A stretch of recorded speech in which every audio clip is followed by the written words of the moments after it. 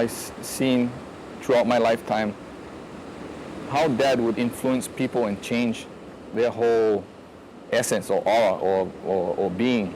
He would show them, how it is to feel love or like, and that would be the biggest thing in their life that would change them. And I hear that over and over and over from Uncle Greg Noel, Uncle George Downing, and the people of before, and even the kids now down the beach. Ali Imoy, Ali Imoy. The king is here, the king is here.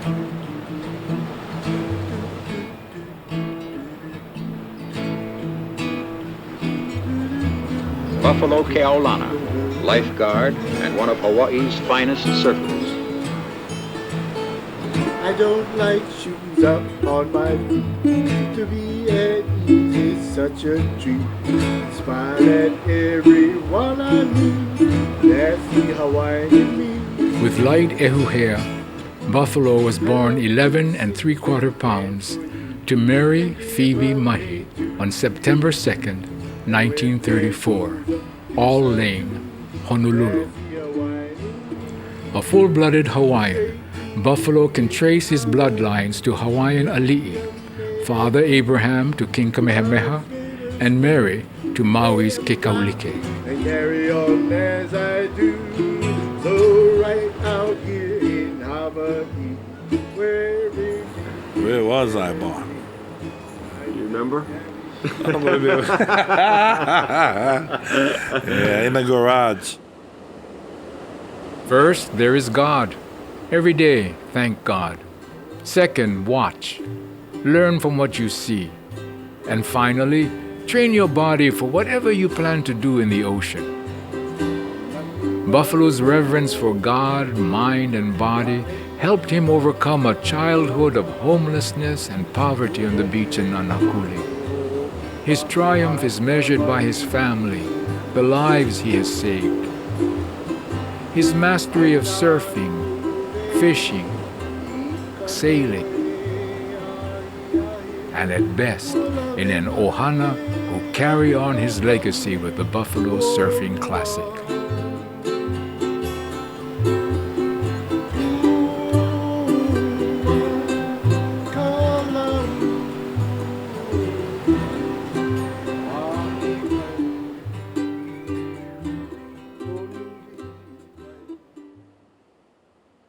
What about your name now?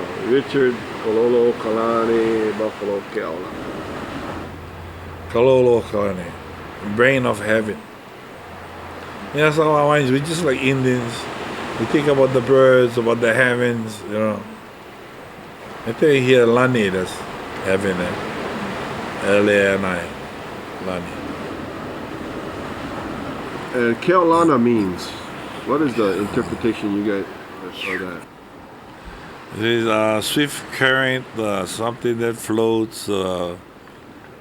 I always believed when I fishing or surfing or whatever, when I'm in the water, I always believe to myself that I can float. And as I get older and bigger, I'm convinced I can float.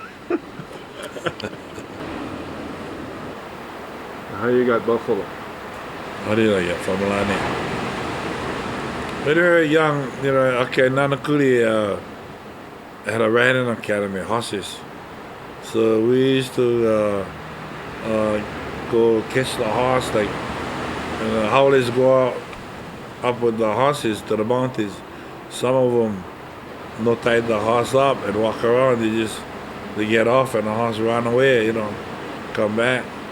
So we just go get them and bring them back to the corral. So my name was Buffalo. My mother and my grandmother, they always are kind of, if they don't know you, if they don't know the color of the car or you, or when they see a person with a hat, not kind of officer's hat, he got to be a policeman somehow. So the mailman comes walking in and, wait, who that? I don't know. Oh, it's only the other guy putting the paper inside the box. So, but while they're talking soft, And me with that feed in my face and looking at her. Hey! what are you guys talking soft for, you know? And then the mailman maybe looking towards the house and they see him look at it. They start dodging, look at me, start throwing the broom and everything else and being, thank you for the food. Ran down the beach again. When I went to school, I never had clothes, I never had money, lunch money, I never had nothing. And because my stepfather boss on my mother, sometimes I can't go home. Maybe 1 week, 2 weeks. I sleep on the beach, man. So I know how beach people feel with that ground, a tent. If you can afford one tent. If you can afford one tent, you gotta go find your own paper, cardboard box. And the long one will fit you just right. You jump inside and lay down. That's the warmest spot you're gonna get. You gotta keep on moving, you know what I mean? So I know how to fish, I know how to eat limo, seaweed. In 1946, at 12 years old, Buffalo was driven from the family house and taken by his relatives to Nanakuli on Oahu's west side. There, he lived on the beach or in the homes of local families. I wasn't a guy who could talk because I had nothing to say because I did nothing. Only know one thing. When am I gonna eat?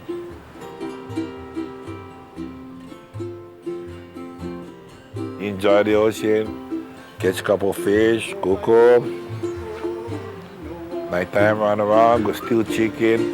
You know, I don't have no time for you. I gotta go eat now. Maybe rob the supermarket or the service station. I was on my way going to jail, but I wanted to go in the army. It was a Korean War, so, you know, send me Korea, I wouldn't care because during those years I never cared, you know what I mean? I had nothing. You know, you got bad records here, hanging around with bad people and things like that, but you can give us a good reason why we should accept you in the military. You know, this is one good reason. So I told him, yeah, I wanted to learn discipline. And they all stopped and looked at each other and start talking to each other and giggling, you know. Then they tell me, you know the meaning of discipline? And I go, no. Then they say, oh, who told you that word then? I said, one holiday told me to tell you guys. I like to learn discipline. So more they was laughing, you know. So one sergeant go, yeah, bring them in. Honorably discharged after 2 years in the Army, Richard Buffalo Keaulana worked as a beach boy with his cousin Rabbit Kikai at Waikiki.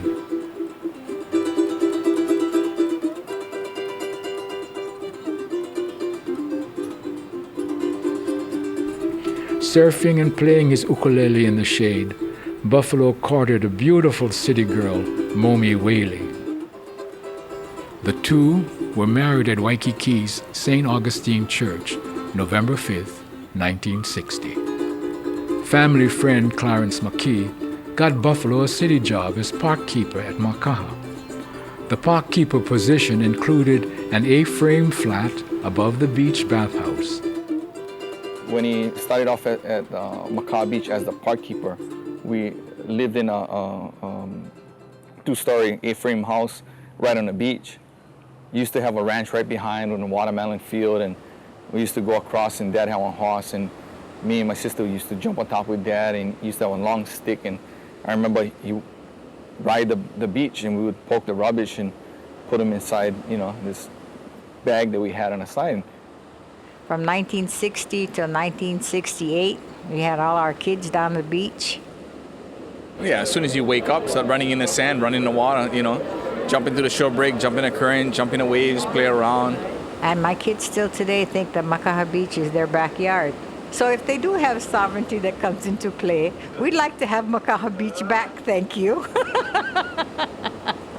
Makaha reminds me of my home, my yard, my house, my energy, my life. I feel like I got a better life to live the next day. As long as I'm not on the beach, I feel like I might be losing my life every day. But it's a nice place. I mean, it all runs by a good family.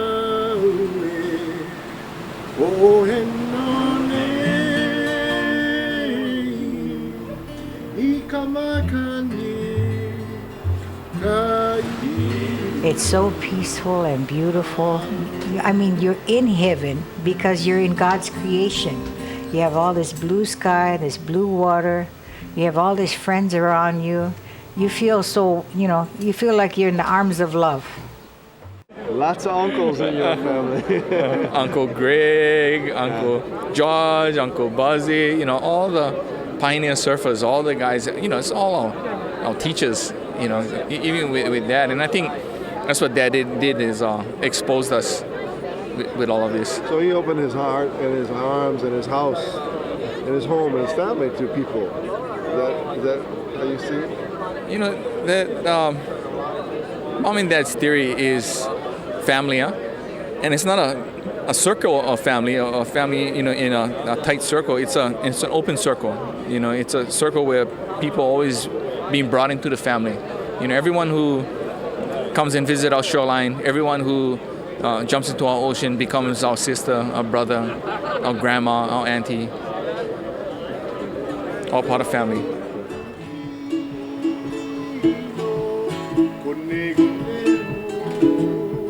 Greg Noel, what was he like? Oh, Greg Noel.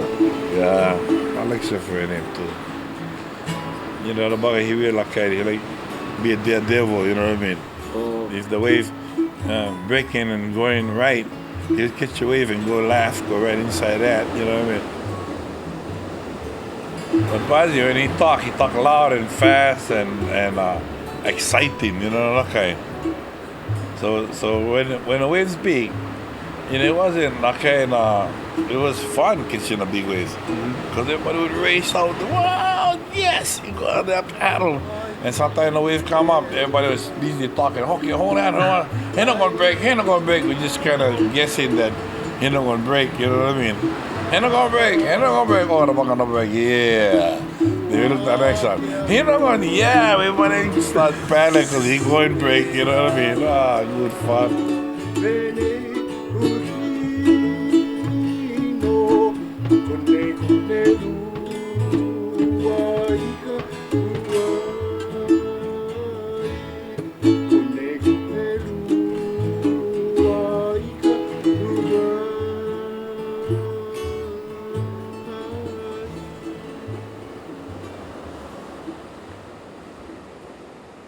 Buffalo made countless rescues on the leeward coast.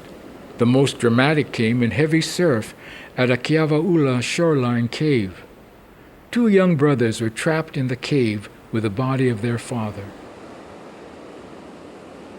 So what I did, I paddled the hollow board on the swell. When the thing regained to pick up on swell, I would be right with them, and then it would get right in the cave. So now I'm in there. These 2 kids looking at me, and I'm looking at them, and they had a big, happy-looking eyes, but scared. So I just put the board way up there, threw the guy on the board, and I told the 2 kids, just follow me. And I told them, dive, and they dive, and I just pushed this board through, and that thing went through. The wave went in there, and it got us back out there. Honolulu Mayor Neil Blaisdell appointed Buffalo the first full-time lifeguard at Makaha. Buffalo's oldest son, Brian Keaulana, made a similar sea cave rescue at Keaulana's Moi Hole. The guy came out, at probably the worst possible moment, and we saw him just getting slammed all over the rocks. And at that point, I felt that the guy either is going to die or is dead. So we keep yelling, hoping that he's alive. Earl was jumping off the ski and swimming into the mouth of the cave, and we almost got caught, I would say several times. here came this humongous set, and I literally just did a hairpin turn and threw Earl on the sled on top of the guy. You know, every time I save a person, they always tell me, aren't you going to take my name? And you know what? I don't know how to spell. So I just grab him by his head, and I tell him, look up, and tell God, thank you. Thank you. Okay.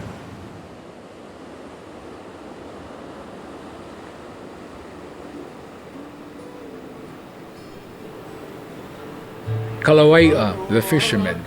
This was Buffalo's family name before his great-grandfather changed it to Keaulana.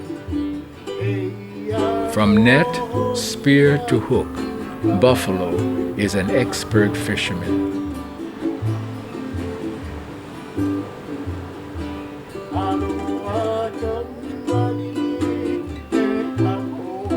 If you can surf and catch fish and bring home fish, something to eat for the table, you're okay. But you just go surf and come back with your sore body. My mother would make my body more sore. She would hit it with a stick. So I don't go surf. So I would go fishing. You know, and fish first and then surf all day. I learned how to fish with the kind with clothes hanger. You know. Oh yeah. And when I spool trade, put the clothes hanger right inside, make the rubber come like that, and go on the reef. You know, the reef get holes there. You're gonna see a hole about 4 inches big or manini. You get some good ones out there, and you just like that. Just shoot them. But even that fish not gonna be surprised. You know, wow, this guy got a. What is this? You know. When I was staying home from school or whatever, he would tell me, okay, you can come with me, be bag boy. Then I gotta watch what he do and learn. So you use the swell, and you always use the current going downwards, because the fish gotta swim up, and when you swim up, they get harder time, because you get the current going down with you, so you can shoot them, catch it easier.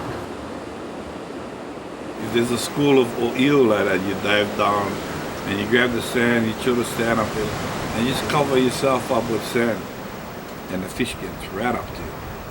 Look around now. All kinds of fish go come right up to you. The man might come right up to you. So you look around. The first guy come up to you, whack him. I used to work at lifeguard. In the morning, I go catch squid or fish. As I going down the ocean with the current, I'm looking way in front of me, and I can see the squid, all octopus, lifting up the head like that, looking at me, and I'm looking at them. Here I come. All day when I finish work, by 5 o'clock, put them on a table, drink beer, eat fish. Now that he showed me all that things when I was younger watching him, I know how to do them, and now when he tell me, oh, I like one kala, that's like one of our favorite fish, he tell me, oh, go dive from kala. With that time, we use our longboard, put our arbalete on top, and track like the surfers go by them, and there's all a kala underneath them.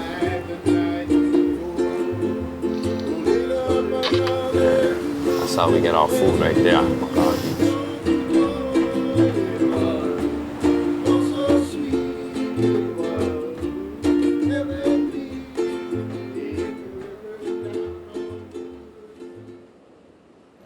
I go Trinidad kind of point. I know where they live. When the wave's big, the fish cannot stay outside because all the predators gonna eat them. So they come into the ponds. So you gotta time them, man. If you don't have a rock to hide around it, or you know, more cover from the white water, the fish gonna see you. It's gone. You can have like 200, and you throw, you end up with nothing. As soon as the waves go down, you throw the net. One guy go one way, the other guy the other way, and you pick up as fast as you can because you got to bring that up. You get knocked around. It's kind of like body surfing, you know. Combination of body surfing and going over the falls, maybe. If you get swept out, your friends better come help you.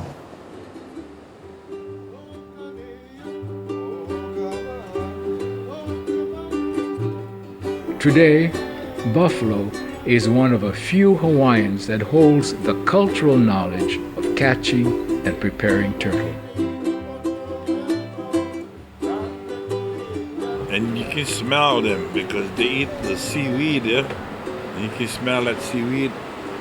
We just motor our boat straight for them and you get right on top of them, the turtle would dive down. You know, when you talk about a turtle, it's easy to talk about a turtle. But to grab one turtle and dive down and get them, that's another thing, because from the surface to the bottom, in between, there's a shark running around. You know what I mean? You gotta go past him and go down to the hole and where the turtle is. And when you get the turtle, that shark is still around. But the meat is delicious, and somehow the law gotta change. Like how the Indians, you know, the Indians can eat the salmon, you know, they can catch. Same way like us, you know, you show that we are Hawaiian. Yeah, one Hawaiian take off one turtle, he'll feed like 20 people in the house, you know. I don't mean a 5-pound turtle now. If you catch a turtle, it has to be over 100 pounds, you know what I mean? Yeah. So don't take those babies, let them grow up. Until turtle hunting was outlawed in 1973, Buffalo often would hunt big turtles weighing over 400 pounds. It's nice to be feeding one turtle. Take care. So we can have more. So we can feed more people. Think about make more and feed. You make more and no more nothing for eat. And all you see is turtles with sores. I never used to see turtles with that kind of sores before. And if you leave one turtle in the water with that kind of sore, he gonna give somebody else the same sore. You know, before if we see anything that no good, we take them out, bury them, or burn them. Turtle was made to eat. The Hawaiians ate it a long time. They used the shells for make comb, for make pins, for make the net. You know, they make lures, they make knives, they make anything with the turtle. You know what I mean? The meat. Yeah. And the turtle, the fat is a medicine. You know that they, you know. That's a natural sunscreen. It's a really good medicine.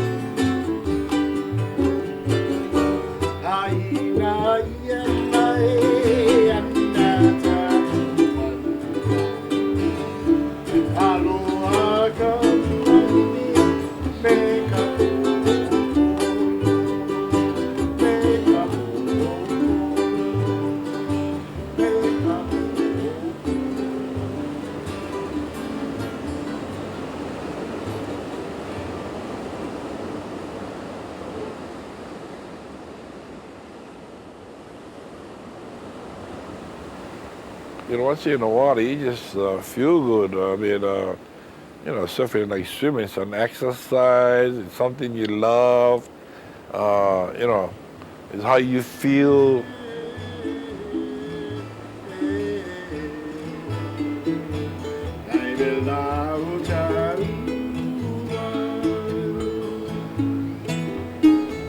Lelele I ka moana, ke ho eu mai nei. Lelele I ka makani, Keaulana ku'ino. Born to skip on the wave and the wind, Keaulana is my name. Well, let's see. Surfing. Yeah, surfing. Everybody enjoys surfing. Especially now. In 1947 was the first time I surfed at Makaha. We had made our own surfboards with any kind of wood, just put it together. Redwood mostly, because we would take the railroad tracks, all those wood tiles would be piled up next to the tracks, you know. But they all soak with that oil or whatever, yeah, so it's not going to get light, you know. So I couldn't afford a board. Every board I use, I wait for I'm a body surfer. You fall down, you just lost a board. I'll catch a wave before I give you back. So I go over there waiting. Looking for the board to come Waiting in. for one board. Just fall down, man. Body surfing is like playing, you know, playing, jumping and whatever. It wasn't really a serious thing. It was more of a fun thing, you know. From 1954 to 1958, Buffalo won the Makaha International Body Surfing Championships 4 times. And if you've ever seen a seal in the water, how you can see him silhouetted against the waves, and Buffalo's body surfing and flying across these things, and he looked like he was born in the water.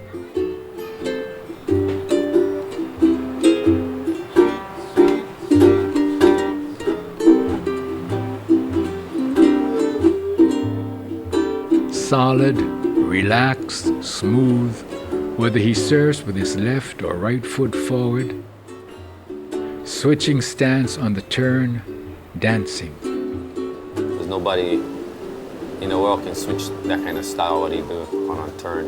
Even me, I get hard time, but you know, he uses it as like a little dance for him. Like my mom always say, he don't know how to dance when go to parties, but you watch him on the wave, he know how to dance.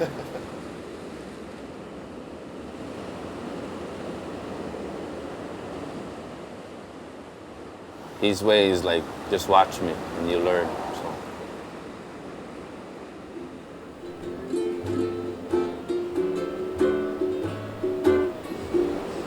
Try to master one side and the other side.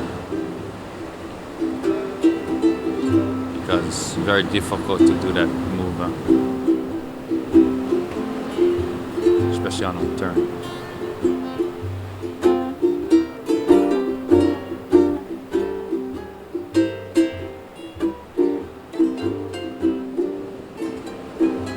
We wanted to do what he did and be like Buffalo.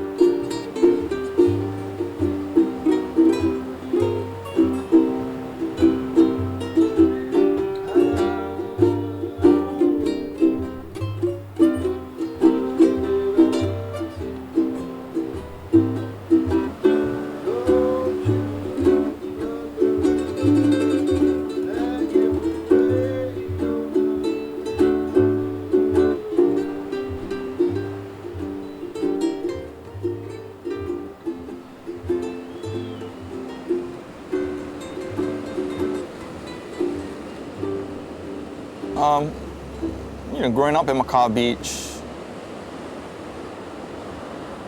you know, when I was 13, I got my first canoe from my dad. I think canoe surfing started off from then on, because we was pushing the envelope.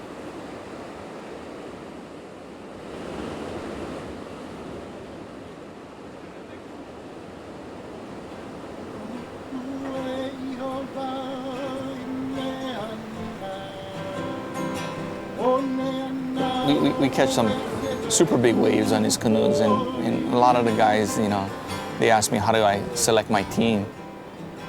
I'll line everybody up, blindfold myself, put them up against the wall, grab one red brick, throw them, and all the guys that's standing still, that's the guys I'm gonna choose. All the ones that run away, that's the guys I'm not choosing.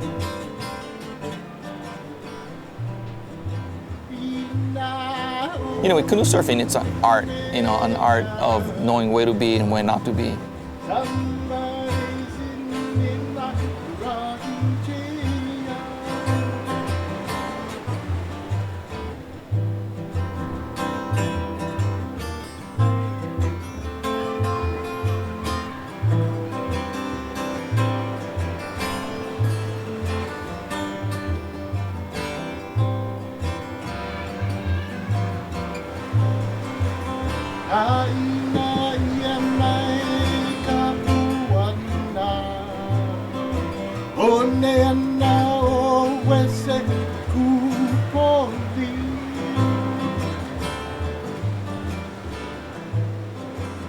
Surfing, canoeing, tandem with big boards, body surfing for paperboarding. This is all our culture. This is what we used to do when we were young time, you know, and now it's getting more modern where we have better and faster boogie boards, you know, bully boards, where before we used to have ply boards and planks that we would shape ourselves, which was easy.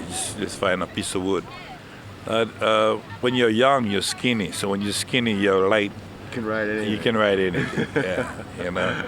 I wish I had these small boards when I was young. You know, the ones they get now. Buffalo's talent on a surfboard became legendary. In 1960, Buffalo won the Makaha International, and 5 years later, as a member of the Ju Kahanamoku surf team, traveled to the Peru World Championship. So once you're in the water, you just feel good. I mean, you know, surfing like swimming, it's an exercise, it's something you love. You know, it's how you feel.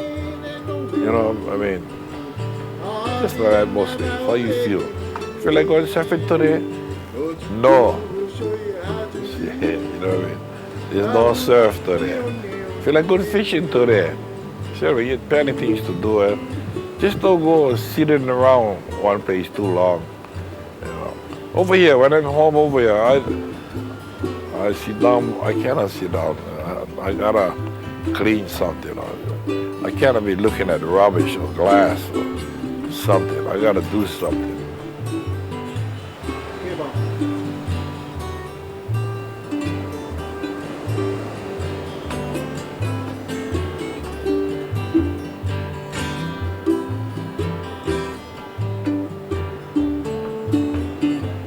Body surf was, I guess, was just something like swimming. You know, we just, you know, so you have to swim over there, you can body surf over there. You don't have to swim over there.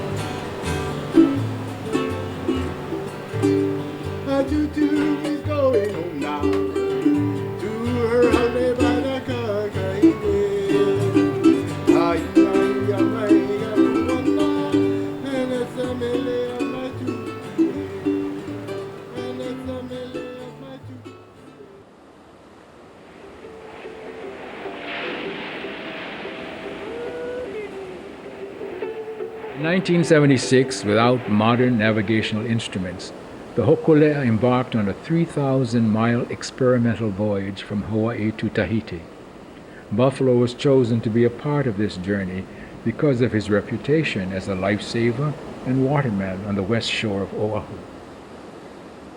Well, the Hokulea, the voyaging canoe, is a replica of the ancient type of vessels we believe that our ancestors came here to settle in Hawaii.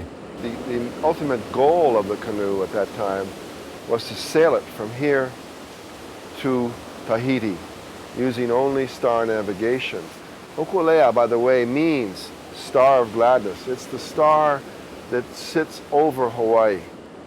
Mao, the navigator aboard the Hokulea, was brought from Satawal, where for generations his family sailed the Pacific, finding their way by the wind, swells, sun, and stars.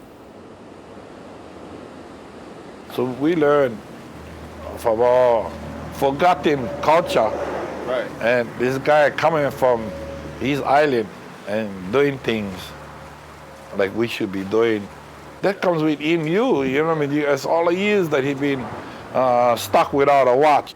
So your watch, you got to throw away and go leave 20 years in the bushes over there and tell us which way the wind blowing. It's a canoe with a lot of mana, a lot of Hawaiian love in there, you know. You have to spend time with that kind of environment, the wind, the sky, the sun.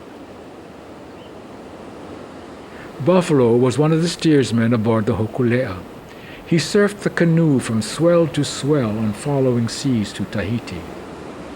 Just looking at the wind and the ocean currents, then enjoying the ride, looking at the angle of the sails, which way you tack in and going.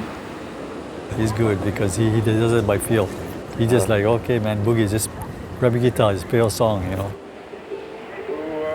When it got rough or when we were moving really fast, we couldn't get him off the paddle, couldn't get off the steering paddle. He just steered day and night. Yeah, because he loved it. He doing it because he loved it. Yeah. Buff would steer. He wouldn't do nothing else, and he won't steer if I don't play the ukulele. So the whole journey to Tahiti, all I did was play with ukulele while he steered the canoe. Well, I play my ukulele, I'm trying to write something happy, and oh, that sounds good, you know. They always came down to stand beside me and be my friend, make me smile and laugh again.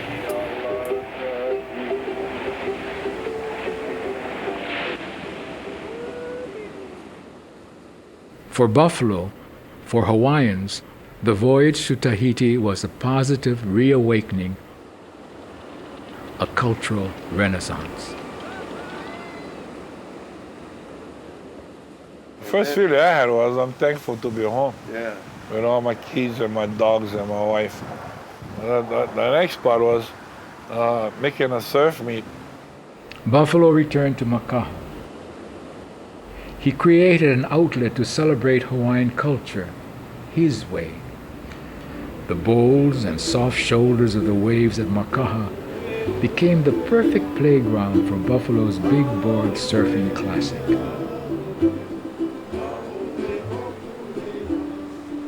And I remember him telling me when he came back, he couldn't take everyone sailing on Tahiti to experience that thing, but he wanted to give the same feeling that he had, a sense of pride, a sense of culture, a sense of being Hawaiian. He started off with that concept of the big board competition, Buffalo big board competition. We have a whole session going on, the parade all the way to the low boy. We have a stage on the beach. We're not police officers, we're just people trying to change young kids' lives from hitting cars. We had 2 days that we would say, thou shalt not steal. And everything came all right. When everybody parked, then I come over there and I take one hokupu, like tea leaf, rock, whatever. And then I paddle out and paddle out there and throw the thing in the water and say a prayer and catch one wave in with model all the way up. When I land, just walk up, everybody grab the board, squeeze by a model, dry. I brought back longboard surfing. Boards was getting shorter and shorter, so we all gave up on the longboards. You're surfing a longboard, and another guy surfing a longboard. You usually see each other be smiling, you know, because it's just like riding on a train, and they got something really long, right, and just going.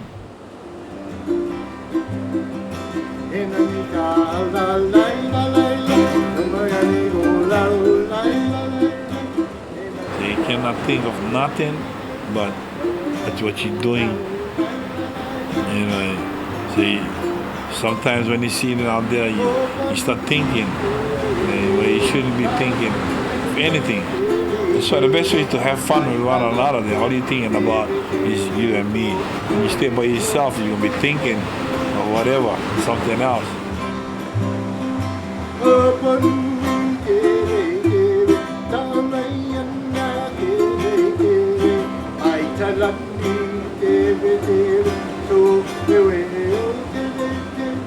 Since we surfing longboards, now we brought the canoes in because of Hokulea. We got to keep our canoes going.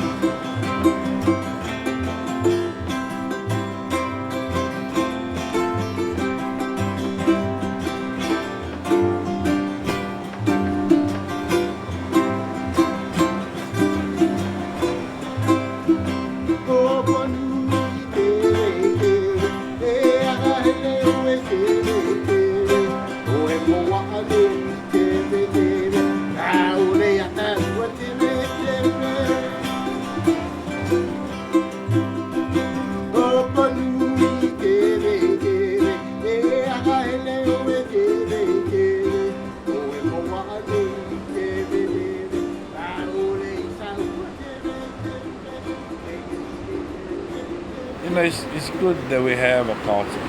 We just gotta make sure that we don't lose them.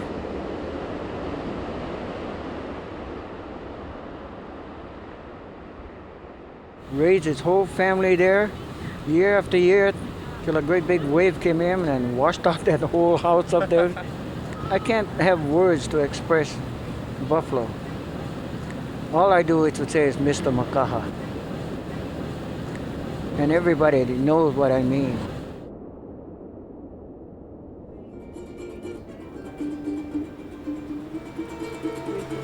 The Hawaiian that he has, that he exudes, he doesn't have to explain Hawaiian things or do Hawaiian things. You feel Hawaiian, you feel the mana. You know, those common sense things that not so common. You know, the simple things as local people we take advantage of. My father is probably, you know, the greatest master on earth.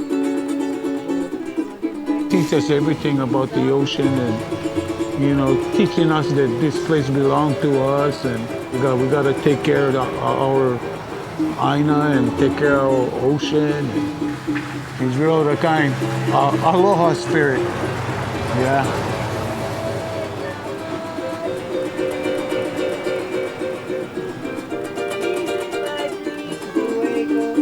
We need heroes. Kids want to connect us to somebody, something. Basically, you understand that he does what he enjoys doing. I mean, I guess you could say they enjoy it, but it's more of a, you know, it's more of a, what would you say, like a kind of an aggressive, you know, pitting yourself against, you know, big waves. Buffalo didn't need that shit. He was like he's, you know, transcended above that.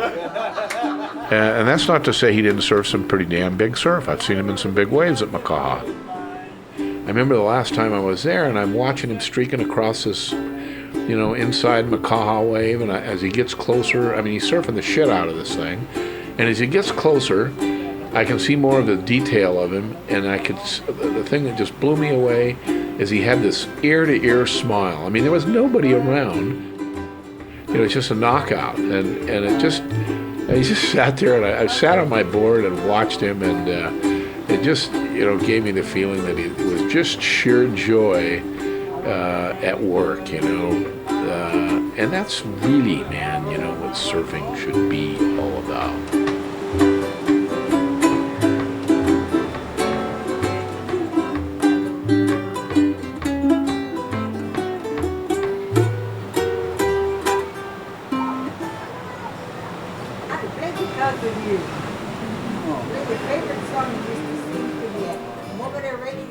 house and he's in the back playing. Because of you.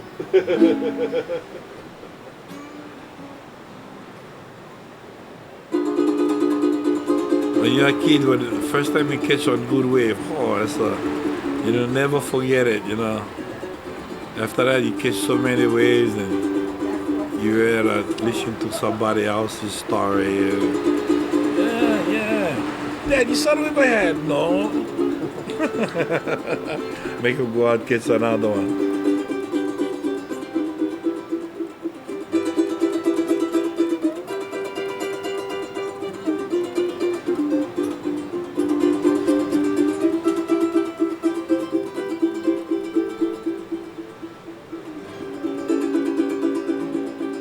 I used to dream of a can like color, you know what I mean? I can see this color, green, blue, white, you know what I mean? You know, a dream is just a dream. But if you can remember what color was, like my color, black and white, you know, I dream like it's like that, blue ocean, you know.